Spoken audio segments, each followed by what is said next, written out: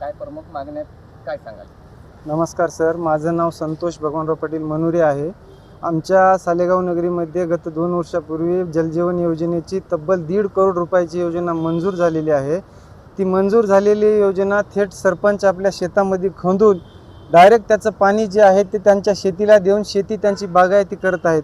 झोपडपट्टीला पाणी नाही आणि सबंध गाव आज पाण्यासाठी त्राही करत आहे.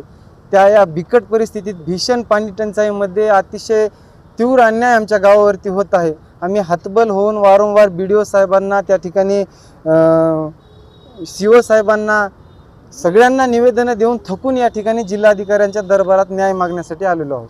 ठीक आहे, आता जिल्हाधिकाऱ्यांनी तुम्ही आज निवेदन दिलं, काय चर्चा करणार? सर, जिल्हाधिकारी साहेबांना सध्या त्यांनी सांगितलेले आहे की आम्ही डायरेक्ट आता जे पाणी पुरवठ्याचे अभियंता आहेत त्यांना हे पत्र रेफर करून तात्काळ कार्यवाही करण्यासाठी त्यांनी 2 दिवसांमध्ये कार्यवाही करू असं आम्हाला आश्वासन दिलेलं आहे. तुमच्या मागण्या नाही पूर्ण झाल्या तर पुढचा पाऊल काय असणार? आमच्या तर मागण्या मान्य होतच नाहीत असं आम्हाला दिसत आहे सर. आम्ही हतबल आहोत, म्हणून आम्ही येत्या 26 तारखेला ग्रामपंचायत कार्यालय सालेगाव येथे आमरण उपोषणासाठी समस्त गावकरी बसत आहोत सर.